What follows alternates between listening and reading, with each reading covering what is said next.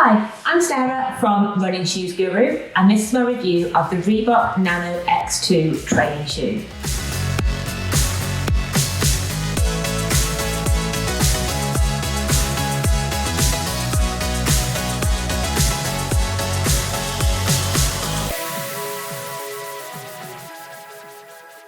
If you like my videos, please press like and subscribe to our YouTube channel and pop any questions or comments you have in the box below. The Nano X2 is the 12th version that Reebok have brought out of its versatile training shoe. And when we look at versatility in a training shoe, what do we mean? We look at a shoe that you can lift, jump, skip, run, do a whole host of activities in. So it really has to be the jack of all trades when it comes to shoes. And naturally, a running shoe isn't designed to do these things in. A running shoe is designed for your foot to move naturally through a path from heel to toe, whereas a training shoe, you want your foot to be stable for all these activities and be protected when you're moving in different directions and be able to feel the floor when you're lifting. So it has to do a whole host of things, which is actually quite difficult for one shoe to do. Up until a couple of years ago, Reebok was sponsoring the CrossFit Games, so its Nano range was really aimed at CrossFitters. Since it has moved away from the affiliation with CrossFit, they're now sponsored by Noble, who also have their own training shoe range. The Nanos have moved to become a little bit more versatile, a little bit lighter, a little bit more breathable, and maybe aimed at that more functional fitness market, so aimed at a lot more athletes that might train in different ways, or runners who might be looking to add some strength training to their running programs. I've recently tested the Nike Metcon 7s and also the Reebok Nano X1 or 11, so it's quite easy to draw comparisons to these two, or the two leading training shoes out there. First impression wise, if we look at the X2 and compare it to the X1, there's a lot of similarities. So every time Reebok launches a new Nano, the even numbers see a lot less changes versus the previous iteration than the one before. So they make big changes on the odd numbers. So the X3 is like to see a lot of development. The X2 is simply an upgrade. They've taken on board feedback from athletes and made changes in the right places. And I actually think they have done with this. Fit-wise, it's very similar to the X1. So I find with all Reebok Nanos, the fit is very generous. I go half a size up versus at my shoe size, whereas a running shoe might go a whole size up. The toe box is very wide, so if you've got wide feet, it's a great shoe for you. The fit is also quite generous in the midfoot and around the heel as well, so it's definitely one to try if you tend to find training shoes a little bit narrow. You also want a wider fit in a training shoe when you're doing squats, deadlifts. You really want your toes to be able to move around to get that good ground feel and not be squashed and compressed, because then that can impact your balance when it comes to these sort of lifts. First impression wise, I really like the shoe. I think there's been some good upgrades since the X1. It looks a lot more durable. There's some changes that have been made to really see an improvement in this shoe. One feature that the Reebok Nano X2s have is this Rope Pro wrap. So the sole extends up the inside of the foot. It's actually an area I'm super disappointed in this particular shoe. So after one workout with about 12 rope climbs in, the sole has already come away from the upper. It's made a hole, and it means I definitely couldn't ever use them for rope climbs again, because that would just continue to get bigger and eventually come away from the shoe. If we look at the sole unit, the last couple of versions of this shoe have featured Reebok's Float Ride foam under the heel. So this gives a little bit more responsiveness when it comes to runs. And it's actually one of my favourite training shoes to run in. It feels quite light. You do get a bit of cushioning under the heel when you do run, and that isn't compromised when you lift. It does feel pretty solid under the heel for lifting as well.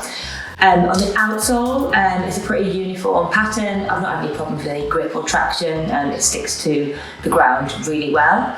It's also very wide and flat, so you get that good stability under the heel when you are lifting. The sole is also pretty flexible, so if you're doing stuff like burpees, lunges, you don't have any problems with your foot getting stuck there. And also there's this TPU unit that goes around the sides, around the back of the heel, and on the medial side of the shoe as well, so that can give you a little bit more support in the foot when you're jumping around. And if you're doing things like handstand push-ups, this can slide nicely up and down the wall, giving you less friction on the back, so you can move a little bit faster and a little bit easier.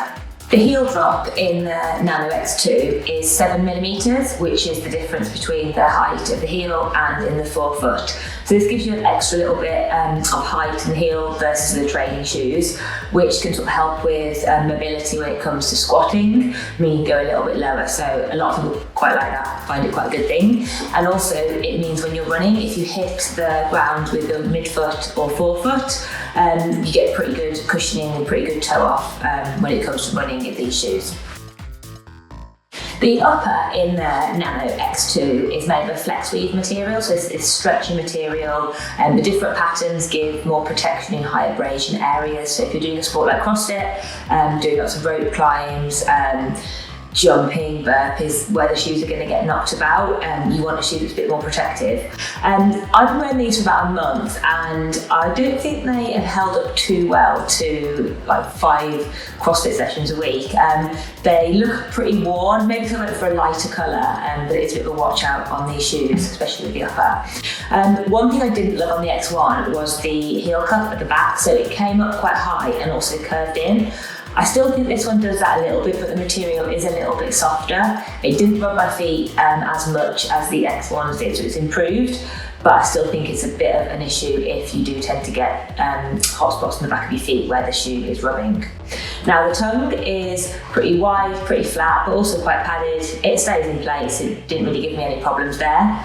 And the laces, they're long, they're flat, the eyelets keep them locked down really well, so again, no real complaints when it came to the upper or the lace design there. The fit, as I touched on earlier, the sole unit is quite wide, and this flex weave material, it does let your feet breathe, so they do feel quite nice on the foot if you're wearing them for longer periods of time. They do keep your feet quite cool and also quite protected. So to wrap up, if you're looking for a lightweight, versatile training shoe for lighter gym workouts in warm weather, the Nano X2 could be a great shoe for you. It's got loads of pros, so the upper has been improved since previous versions. It's got great stability in the sole unit, it's got a great wide fit if you have a wider foot. And it's lightweight, it's breathable, it's okay for running in as well compared to some training shoes which are really uncomfortable for running in. But for me, the durability is a big letdown, so I'm giving it a 7 out of 10. The improvements with each of the Nano iterations that come out has been quite impressive, and I think it's moving towards becoming a really strong shoe. The main letdown for me on the X2 is the durability, so both how the upper looks, it looks very worn after just a month, and also the Rope Pro wrap, which is completely come away from the shoe and has made them virtually unusable now. From the beginning, looks-wise, I thought they were really good. I think the features that we've seen each version have been really great, and there's definitely an improvement. They've taken on board feedback, but I think unless this sole is improved, it's not a shoe that I'd go back to use for CrossFit. Thanks for listening. I'm Sarah from Running Shoes Guru. Please like and subscribe to our channel and check out our other training shoe videos as well. Bye.